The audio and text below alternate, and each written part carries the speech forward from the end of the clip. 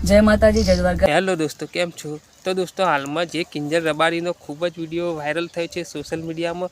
તો મિત્રો, કિંજલ રબારીએ શું બીજા સમાજમાં લગ્ન કરીને ગુનો કરે છે? તો મિત્રો, તેમના સમાજે જ કિંજલ રબારી પર ખોટો આરોપ કરે છે અને કિંજલ રબારીને કહ્યું છે, તમે આપણી સમાજ મૂકીને બીજી સમાજમાં કેમ લગ્ન કર્યા?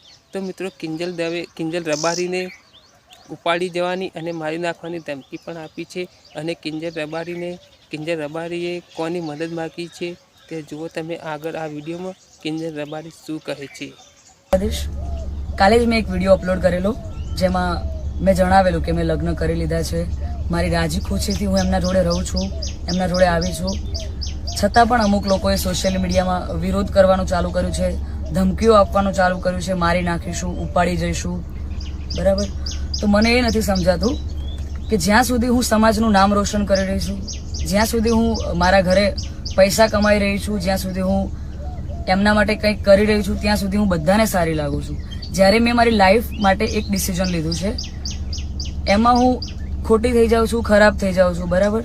અને એને લઈને ઘણા બધા લોકોએ એવું બી મૂક્યું છે, સમાજવાળાઓ લોકોએ, કે ભાઈ અમે દીકરીઓને ઇન્સ્ટાગ્રામ, ફેસબુક બધું યુઝ કરવાનું બંધ કરાવી દઈશું। તો આ નિયમ ફક્ત દીકરીઓ માટે કેમ છે મને એ નથી સમજાતું।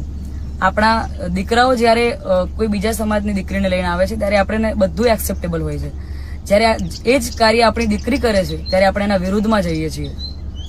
તો મને એવું લાગે છે કે અત્યારે તમે એકતા કરી રહ્યા છો, બહુ સારી વાત છે કે સમાજ એકતા કરે છે, પણ તમે લડવામાં નહીં, સમજવામાં એકતા કરશો તો વધારે સારું રહેશે। બાકી તો હું કાયદાકીય પગલાં લેવાની જ છું અને આ બાબતે હું આપણા વિધાનસભાના અધ્યક્ષ શ્રી શંકરભાઈ ચૌધરીને વિનંતી કરું છું અને આપણા ગૃહમંત્રી શ્રી હર્ષભાઈ સંઘવીને પણ વિનંતી કરું છું કે મને આમાં સપોર્ટ કરે।